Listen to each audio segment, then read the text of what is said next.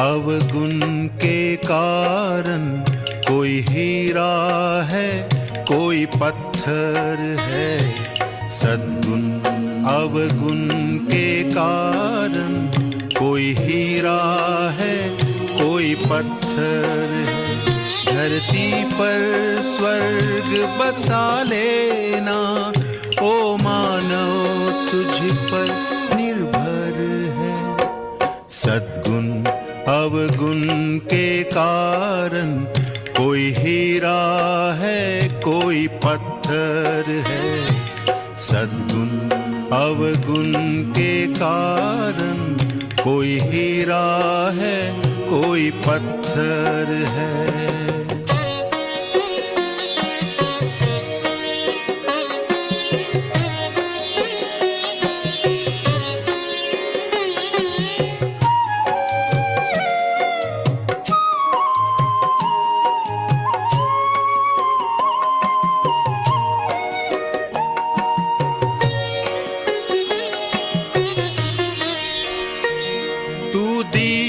से दीप जलाता चल, तू सबको गले लगाता चल।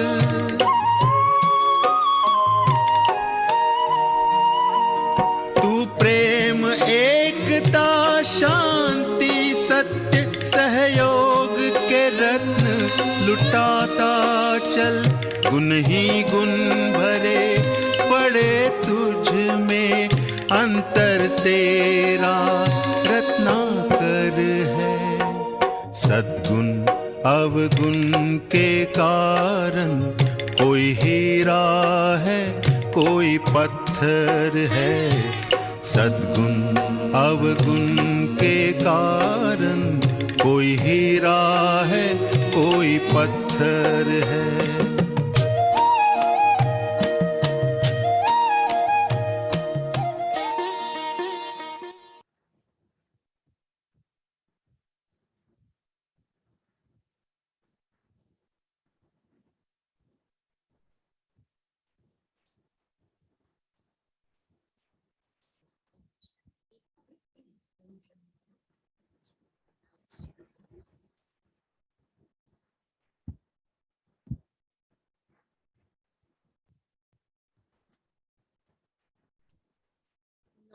सितंबर 2022 की बाबा की साकार मुरली है।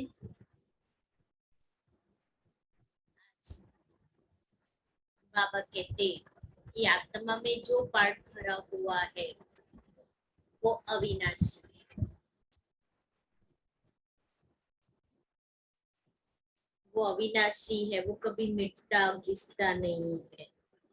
तो ये बहुत वंडरफुल बात है कि 84 जन्मों का पार्ट जो कभी घिसता मिटता नहीं है।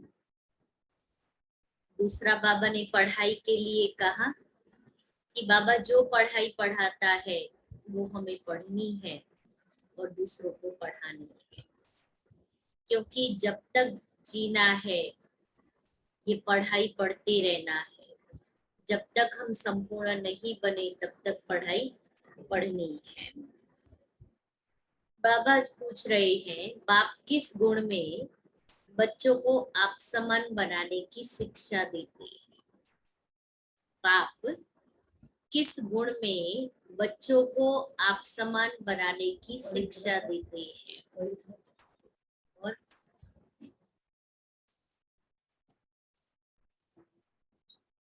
बाप किस गुण में बच्चों को आप समान बनाने की शिक्षा देते हैं? आज जवाब मुरली से निकालना। आज बाबा उसका क्या आंसर देते हैं? दूसरा प्रश्न है, जब बुद्धि अच्छी बनती है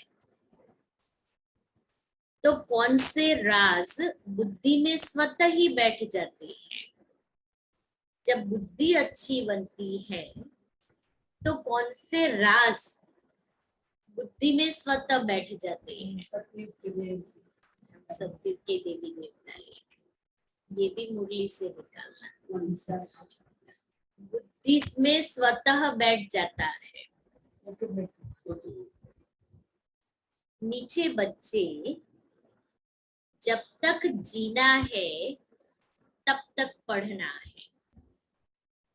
जब तक जीना है तब तक पढ़ना है, सीखना है। पढ़ना भी है, सीखना है। तुम्हारी पढ़ाई है ही पावन दुनिया के लिए। तुम्हारी पढ़ाई है ही पावन दुनिया के लिए, पावन बनने के लिए। गीत है धीरज धर मनवा धीरज धर। ओम शांति। बेहद का माँ बाप मिला तो धीरज मिला। किसको? आत्माओं को व जीव आत्मा बच्चों को। आत्मा एक छोटी सी बिंदी है।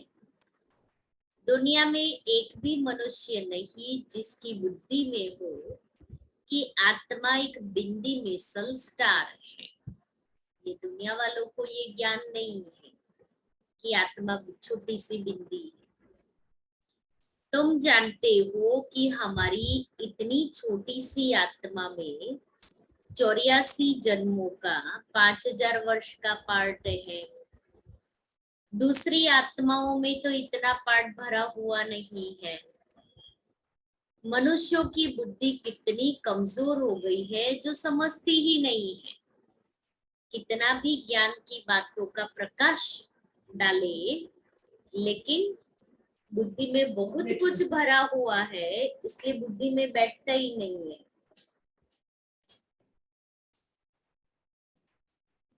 परमात्मा के लिए तो नहीं कहेंगे कि वह 84 जन्म व 84 लाख जन्म लेते हैं।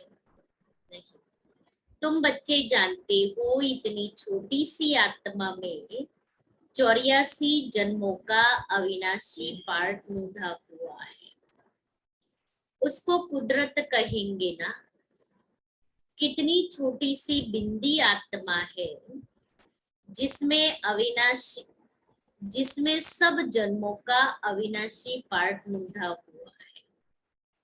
वह कभी मिटता नहीं है, मिटने वाला भी नहीं है। न कभी मिटता है न मिटने वाला है। और है बिंदु,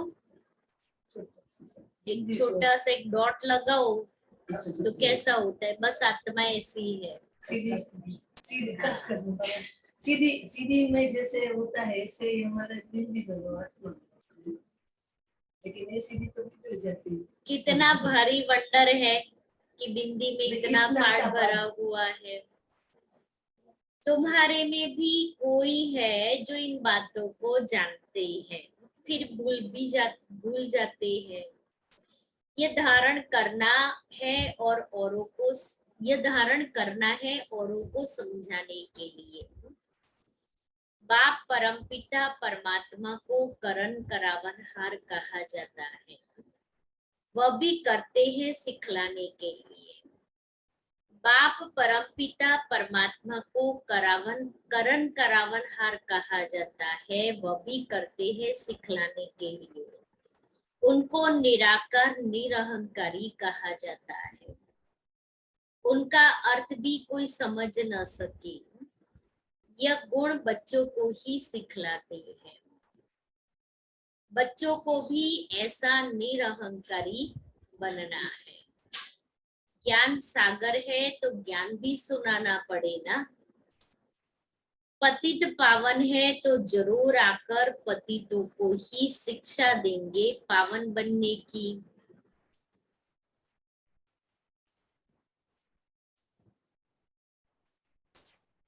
जैसे सन्यासी शिक्षा देते हैं सन्यास करवाने लिए, यह भी 5 विकारों का सन्यास करना है। पतित पावन ही आकर शिक्षा देंगे, नहीं तो हम पावन कैसे बने? गाया भी जाता है, जब तक जीना है तब तक सीखना है। जब तक जीना है तब तक सीखना है। पढ़ना है स्कूलों में तो ऐसे नहीं कहा जाता, उसमें तो इसी जन्म में पढ़ाई की प्रारब्ध भोगनी है। यहाँ तो कहा जाता है जब तक जीना है तब तक पढ़ना है, अंत तक कर्मातीत अवस्था को पाना है। आत्मा को योग से ही पवित्र बनाना है। जितना योग में रहेंगे तो तुम्हारी आत्मा गोल्डन एज में जाएगी, फिर आयरन एज में न आत्मा को न शरीर को रहता है, न शरीर को रहना है। हम पढ़ते ही है पावन दुनिया में आने के लिए। ये ऐसी गुह्य बातें हैं जो कोई कब समझा न सके। और तो मनुष्य क्या क्या करते रहते हैं। साइंस घमंडी कैसी कैसी चीजें बनाते हैं। स्टार मून पर भी जाने का पुरुषार्थ करते हैं। तुम समझते हो इनसे कोई जीवन मुक्ति नहीं मिलती है, करके अल्पकाल क्षण भंगुर सुख मिलता है।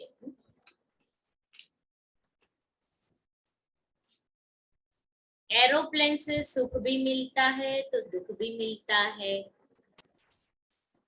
कल एक्सीडेंट हो जाए तो दुख होगा। स्टीमर डूब जाता है, ट्रेन का एक्सीडेंट हो जाता है, बैठे बैठे भी मनुष्य हार्ट फेल हो जाते हैं। सुख धाम तो है ही अलग, वहां सदैव सुख ही सुख है। इस दुनिया में जो भी सुख है वह है ही अल्पकाल कागविष्टा समान। तुम बच्चों को अभी बहुत अच्छी बुद्धि मिली है, इसलिए बुद्धि लेनी है। बाबा बुद्धि दे रहा है, बाबा सद्बुद्धि दे रहा है, और वो सद्बुद्धि बने उसके लिए ज्ञान दे रहा है। जिस ज्ञान को मनन चिंतन करे, धारण करे तो बुद्धि सद्बुद्धि बन जाए। सदैव बाबा से यही वरदान लेना है सद्बुद्धि का, ताकि ये बुद्धि कहीं दुनिया में नहीं चली जाए बाबा का हाथ छोड़ करके। छोटे बच्चे को भी कहते हैं ना भगवान के सामने।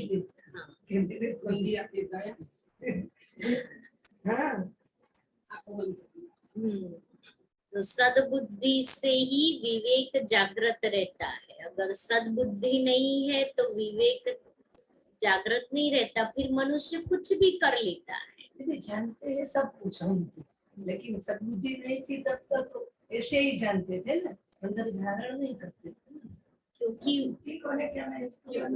हाँ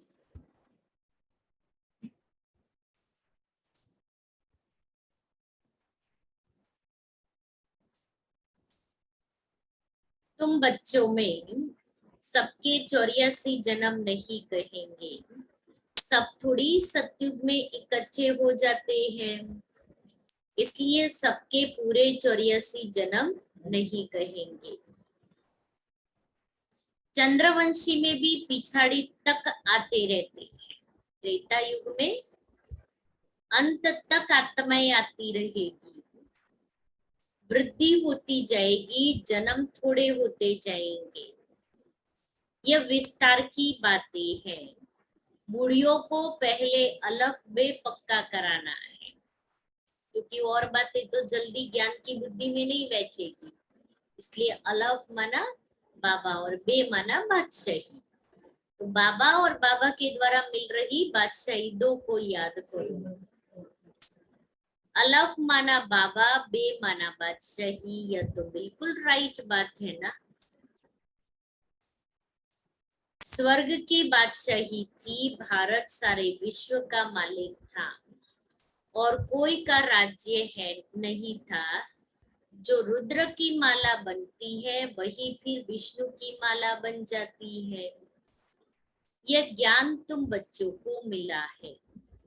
आत्मा क्या है, परमात्मा क्या है, उनका रूप क्या है, क्या साइज है, यह सब बातें अभी तुम्हारी बुद्धि में ही है। कितनी छोटी सी आत्मा है। परमात्मा को भी भक्ति मार्ग में बहुत मेहनत करनी पड़ती है। द्वापर से कलयुग अंत तक अथवा संगम के अंत तक कहेंगे, उनका पाठ चलता है। यह सब तुम जानते हो। तुम कहेंगे यह सब कल्प पहले भी हुआ था, आज से 5000 वर्ष पहले भी हुआ था। एक अखबार में रोज डालते हैं 100 वर्ष पहले क्या हुआ। 100 वर्ष की बात तो सहज है, अखबारों से जट निकाल बताएंगे। वह है टाइम्स ऑफ इंडिया अखबार, बाबा को ये भी पता है। तुम्हारी अखबार है टाइम्स ऑफ वर्ल्ड। यह अक्षर बड़ा अच्छा है, रोज लिख सकते हो आज से 5000 वर्ष पहले क्या हुआ था। 5000 वर्ष पहले जो हुआ था वही अब हुआ। ऐसे ऐसे लिखने से मनुष्यों को ड्रामा का पता पड़ जाएगा। मैगजीन में भी लिख सकते हैं। तुम बच्चों की बुद्धि में तो सारा राज है। आत्मा और परमात्मा का ज्ञान तो कोई भी मनुष्य में नहीं है, तो वह मनुष्य क्या काम का। तुम जानते हो मनुष्य ही 84 जन्म लेते हैं। पहले पहले ब्राह्मण वर्ण, फिर देवता, क्षत्रिय, वैश्य और शूद्र वर्णों में आते हैं। वर्ण तो यहाँ ही होते हैं। सूक्ष्म वतन में तो वर्णों की बात ही नहीं है। ब्रह्मा को प्रजापिता कहते हैं, विष्णु को प्रजापिता नहीं कहते। ब्रह्मा द्वारा एडॉप्ट किया जाता है, इसलिए उनको प्रजापिता कहा। विष्णु के 2 रूप लक्ष्मी नारायण के तो बच्चे पैदा होते हैं जो तख्त पर बैठते हैं। शंकर को भी प्रजापिता नहीं कहेंगे। यह भी जानते हो जैसी जैसी भावना है वैसे वैसे साक्षात्कार हो जाता है। बाकी वहां कोई सर्प आदि की बात नहीं है। सत्युग में ऐसे जानवर नहीं होंगे जो दुख देने वाले। बैल भी वहां हो न सके। सूक्ष्म वतन में तो है ही देवता, इसलिए वहां सिर्फ गाय होती है, न बैल न भैंस। इसलिए तो कहते हैं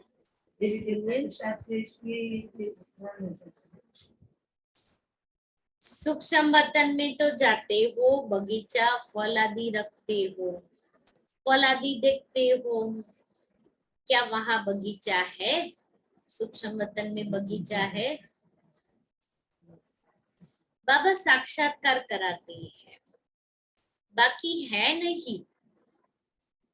बुद्धि कहती है वहां सूक्ष्म वतन में झाड़ आदि हो न सके। यह जरूर साक्षात्कार होता है। साक्षात्कार भी यहाँ का कराएंगे। यह सब है साक्षात्कार, इसको जादूगरी का खेल कहते हैं। यह कोई ज्ञान नहीं है। मनुष्य मनुष्य को बैरिस्टर बनाते हैं, वह कोई जादू नहीं कहेंगे।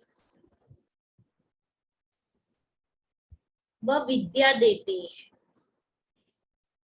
ना, नॉलेज देते हैं उसकी, तो उसको जादूगरी नहीं कहेंगे। ये तुम्हारे को मनुष्य से देवता बनाते हैं नई दुनिया के लिए, इसलिए जादूगरी कहा जाता है।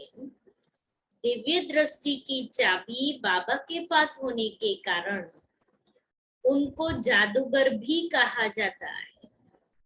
दिव्य दृष्टि की चाबी बाबा किसी को भी नहीं देते हैं।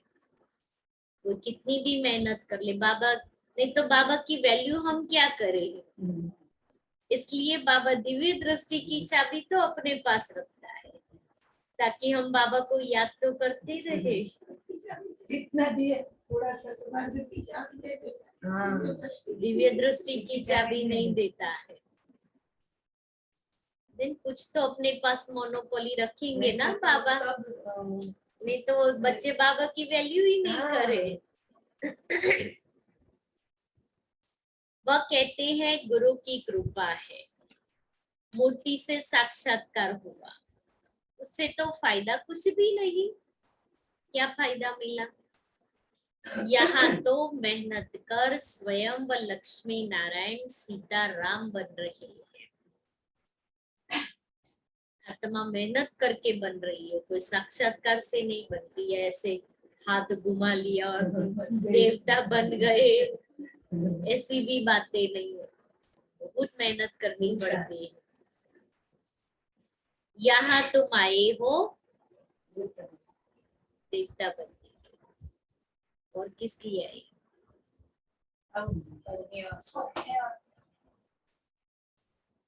यहाँ तुम आए हो सूर्यवंशी चंद्रवंशी डिनाइस्टी के रजवाड़े बनने। पहली मुख्य बात है, कोई नया आता है तो उसको क्या करो? बाप का परिचय दो, क्योंकि जब तक वो आत्मा बाप को नहीं पहचानेगी तब तक बाबा से कनेक्शन कैसे करेगी? और कनेक्शन नहीं होगा तो वो आत्मा बाबा से शक्ति की अनुभूति नहीं कर सकती। इसलिए बाबा कहते पहले बाप का परिचय दो। ब्रह्म तत्व महतत्व है, शिव बाबा निराकार को कोई ब्रह्म तत्व नहीं कहेंगे। एक एक अक्षर का अर्थ है। तुम ईश्वरीय बच्चे हो, ऐसे नहीं कि सब ईश्वर के रूप हैं।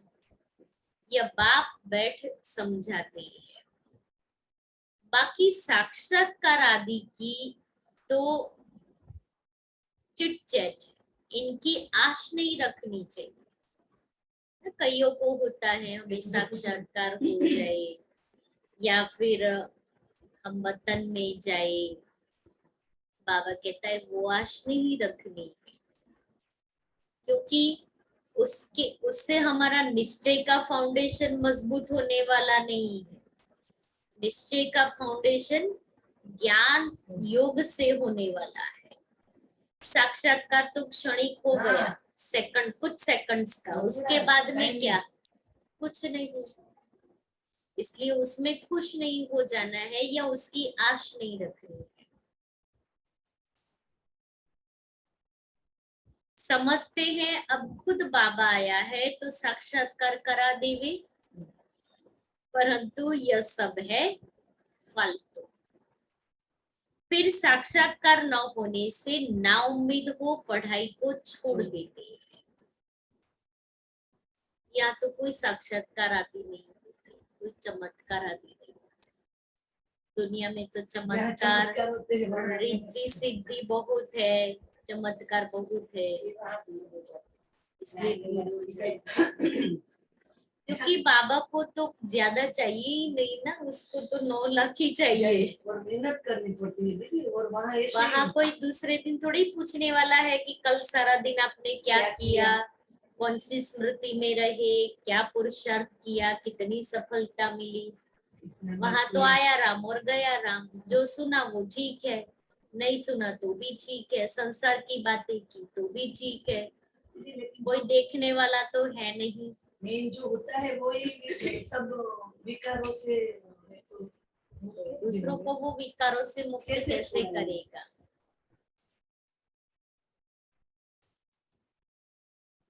साक्षात्कार में प्रिंस को देखते हैं तो समझते हैं हमको ये बनना है, खुशी हो जाती है।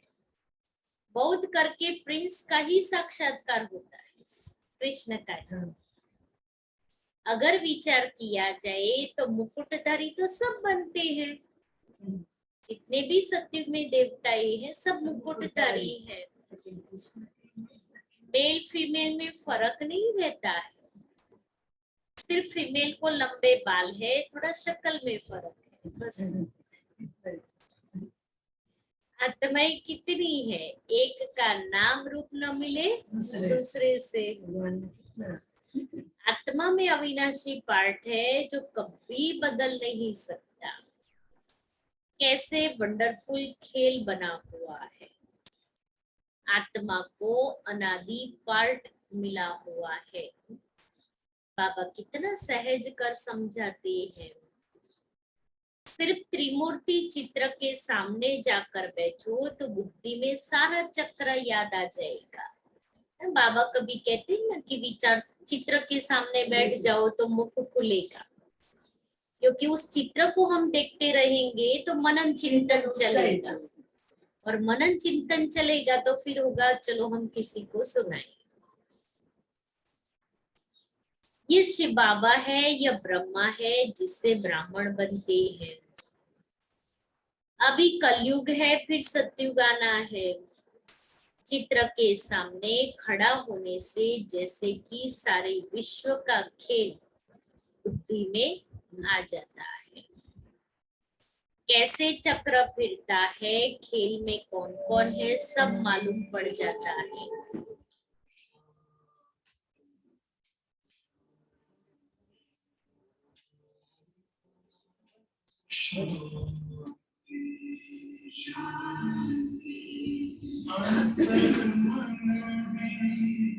ज्योति जगा लो होगा नूर तेरा।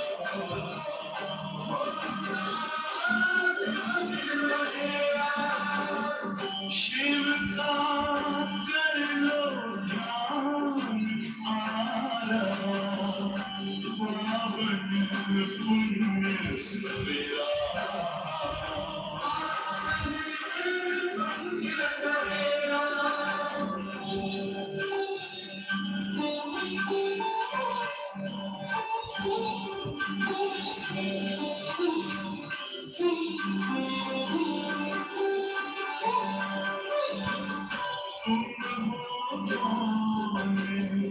कहाँ से आए अपने आप को जानो, राजयोग के परम पिता पहचानो।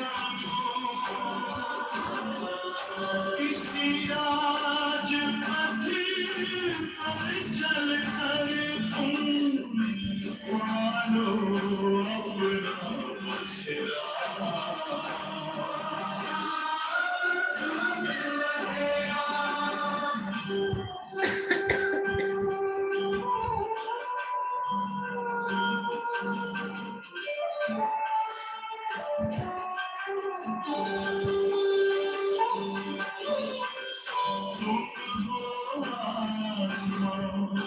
तन से प्यारे परमात्मा को प्यारे, दिव्य गुणों को धारण करके योगी बनो दुलारे। ज्योति बिंदु ही तोड़ेगा ये माया मोह का घेरा।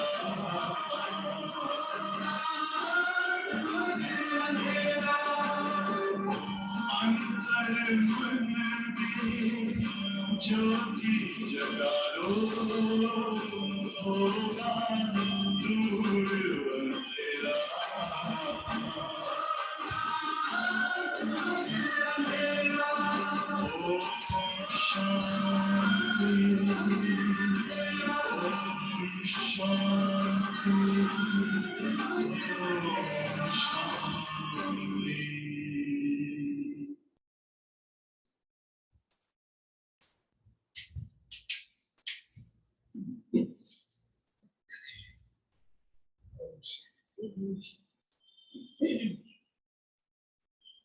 तो कैसे चक्र फिरता है, खेल में कौन कौन है, सब मालूम पड़ जाता है। रोज चित्रों को देखते रहो, विचार सागर मंथन करते रहो। यह नरक है, यह स्वर्ग है, यह संगम है, कितना सहज है। रोज प्रैक्टिस करने से बुद्धि में रोशनी आ जाएगी। लक्ष्मी नारायण राधे कृष्ण के लिए भी लिखो। ब्रह्मा द्वारा सत्युग का वर्षा मिलता है, लक्ष्मी नारायण को यह प्रारब्ध कैसे मिली? जरूर संगम युगी होगा। जब ऐसे कर्म किए हैं तब लक्ष्मी नारायण बने। अंतिम जन्म में पुरुषार्थ से उन्होंने यह प्रारब्ध पाई है। ऐसे ऐसे ख्याल बुद्धि में आने चाहिए, फिर चित्रों की भी दरकार नहीं रहेगी। बुद्धि में सारा राज आ जाएगा। इन चित्रों से फिर दिल रूपी कागज पर उतारना है।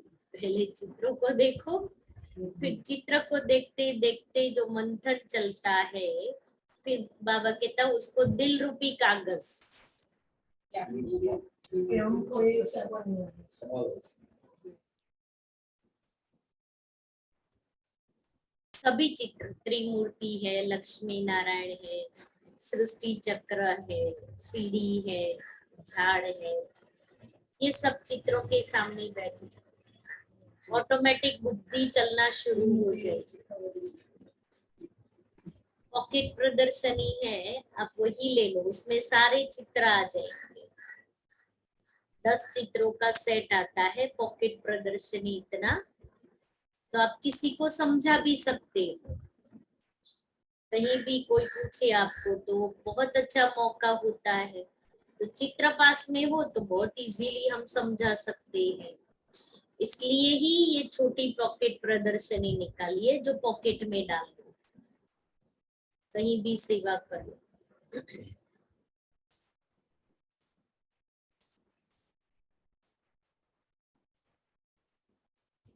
बाबा सेंटर्स के बच्चों का मुख खोलने की युक्ति बता रहे हैं कि कैसे मुख खोलना है।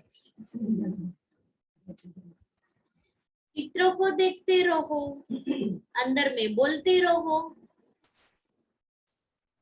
तो आता जाएगा। आप चित्रों को देखो, फिर आपको जो समझ में आया, जो मंथन चला वो लिखो। लिखने के बाद उसको 5 बारी 10 बारी पढ़ो। पढ़ने के बाद में आप मिरर के सामने बैठ जाओ और फिर बोलना शुरू करो, तो आपको भी पता पड़ेगा कि मेरे एक्सप्रेशन फेस के कैसे है। तो ऐसे करते करते आ जाएगा। झाड़ में क्लियर है, तपस्या यहाँ कर रहे हैं राज्यों की, या मनुष्य से देवता बनते हैं। फिर भक्ति मार्ग कैसे शुरू होता है, जो जो जिस जिस धर्म के है उसमें ही फिर आएंगे। कितना सहज है, उन पर ही समझाना है आत्मा क्या है, परमात्मा क्या है। उनमें अनादि पाठ मूंढा हुआ है। सतयुग में हम सुख का पार्ट बजाएंगे, इतने जन्म लेंगे। स्मशान में भी जाकर किसको समझा सकते हो? ये भी एक बात है कि बोल लीजिए आप बस। सत्युग में हम सुख का पार्ट बजाएंगे, इतने जन्म लेंगे। स्मशान में भी जाकर किसको समझा सकते हो? जब तक मुर्दा जल जाए तब तक बैठ सत्संग करते हैं, तुमको कोई रोकेगा नहीं। बोलो आओ तुमको हम समझाए, सुनकर बहुत खुश होंगे। बात करने वाले बहुत समझदार सयाने चाहिए, कहाँ भी जाकर तुम समझा सकते हो। समझाते तो बाबा बहुत अच्छी तरह है।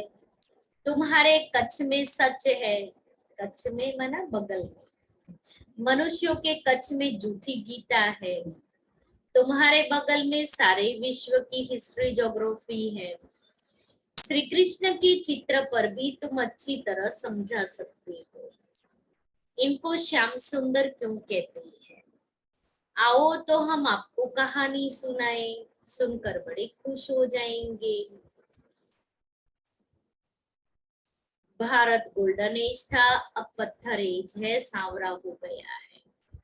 कामचिता पर बैठने से काला मुंह हो जाता है। तो ऐसे ऐसे समझाने से बहुत कमाल कर दिखा सकते हो। तीनों चित्र भल साथ में हो, एक चित्र पर समझाकर फिर दूसरे चित्र पर समझाना चाहिए, बहुत सहज है।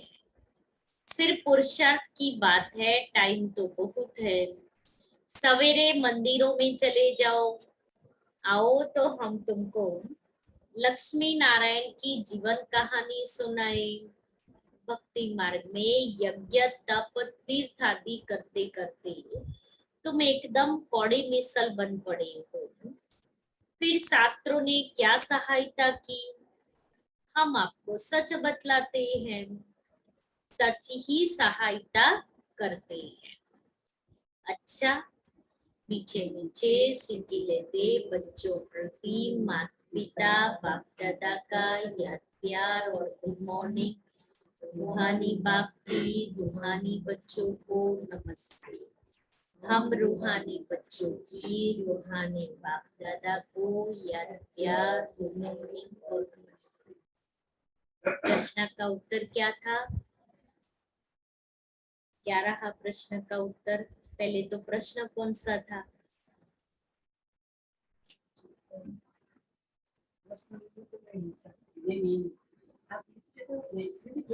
बाप किस गुण में बच्चों को आप समान बनाने की शिक्षा देते?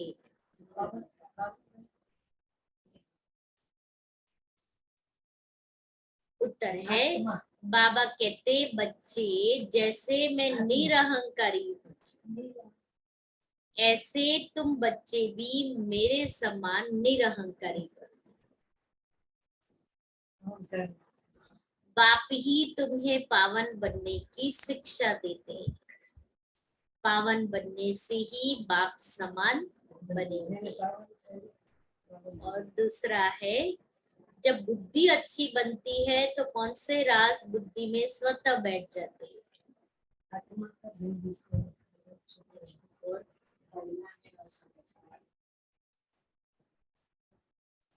और छोटी सी है, इसमें कितना पाठ पूरा हुआ?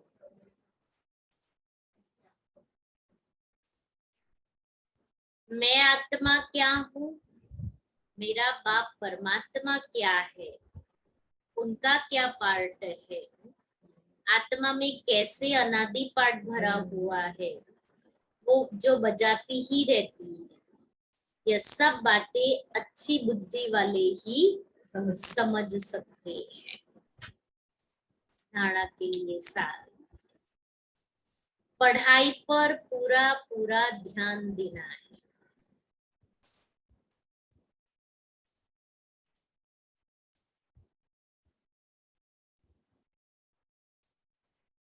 बाकी साक्षात्कार आदि की आश नहीं रखनी है।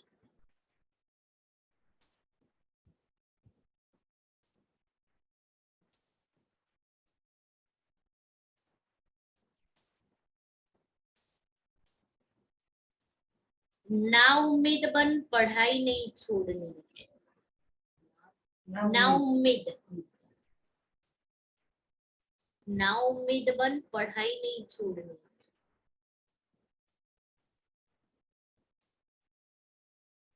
दूसरा है, चित्रों को देखते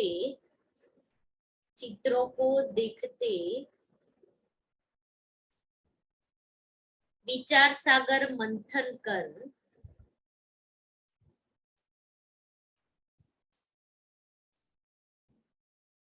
हर बात को दिल में उतारना है। दिल में उतारना है।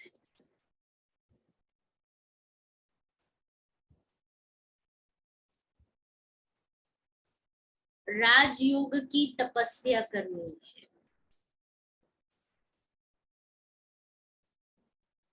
वरदान है, अपने मस्तक पर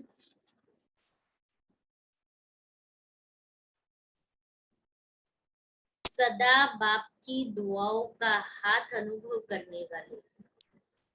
अपने मस्तक पर सदा बाप की दुआओं का हाथ अनुभव करने वाले विघ्न विनाशक भव। आज लास्ट डे है ना, विघ्न विनाशक गणेश को कहा है। तो आज गणेश चतुर्थी का लास्ट डे है। तो बाबा बच्चों को कहते विघ्न विनाशक कैसे बनना है। विघ्न विनाशक वही बन सकते जिनमें सर्वशक्तियां है। तो सदा ये नशा रखो कि मैं मास्टर सर्वशक्तिवान, सर्व शक्तियों को समय पर कार्य में लगाओ। कितने भी रूप से माया आए, लेकिन आप नॉलेजफुल बनो। कितने भी रूप से माया आए, क्योंकि अभी जिस रूप में आई है, फिर वो दोबारा आएगी तो दूसरे रूप में आएगी, वही रूप में नहीं आएगी। इसलिए नॉलेज मालूम नहीं पड़ेगा। बाप के हाथ और साथ का अनुभव करते हुए कंबाइंड रूप में रहो। रोज अमृत वेले विजय का तिलक स्मृति में लाओ। अनुभव करो कि बाप दादा की दुआओं का हाथ मेरे मस्तक पर है। तो विघ्न विनाशक बन सदा निश्चिंत रहेंगे। बाबा का दुआओं का हाथ मेरे मस्तक पर है। ये सीन इमर्ज करना स्लोगन है। सेवा द्वारा अविनाशी खुशी की अनुभूति करने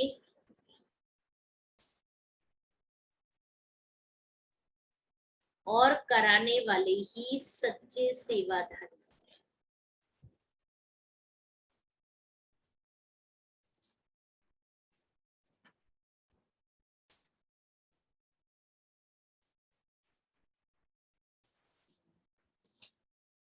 आज का स्वमान है मैं लॉ मेकर हूँ। लॉ मेकर हूँ माना लॉ बनाने वाली, कायदे घड़ने वाली। आप बच्चे लॉ मेकर्स हो, मर्यादाएं व नियम बनाने वाले हो। इसलिए जो बात मन को पसंद है, मन मानता है, उसी प्रमाण मर्यादा की लकीर के अंदर चलते चलो। मजबूरी से नहीं चलो, मर्यादाओं की लकीर के अंदर चलो। ऐसे नहीं कि हम अपनी रीति से चले। बाबा ने जो नियम और जो मर्यादाएं बताई हैं, जब मैं ब्राह्मण बच्चा हूँ तो मुझे उस नियम और मर्यादाओं का पालन करना है। मजबूरी से नहीं चलो। जो खुशी से किया जाता है उसमें बंधन नहीं लगता, खुशी खुशी से करो।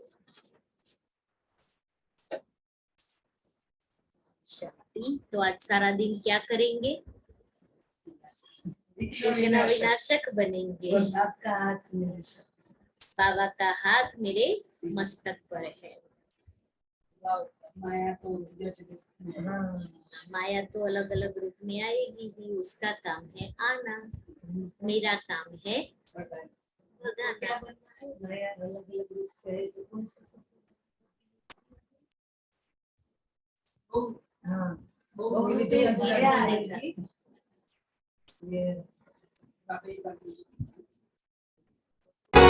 ख्यालों को यूं करो, ख्यालों को यूं खूबसूरत करो।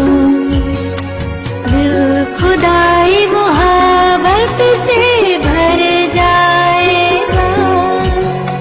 ख्वाबों को तुम खुशनुमा पाओगे। ख्वाबों को तुम खुशनुमा पाओगे। आसमां से जन्नत उतर आएगा।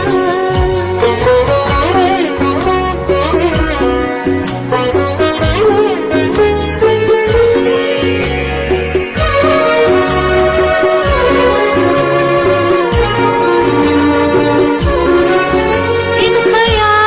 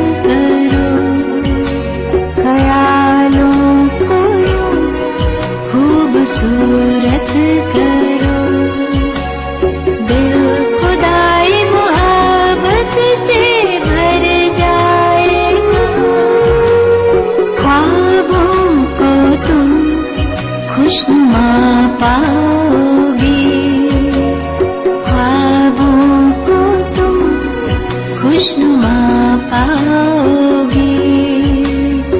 आसमां से जन्नत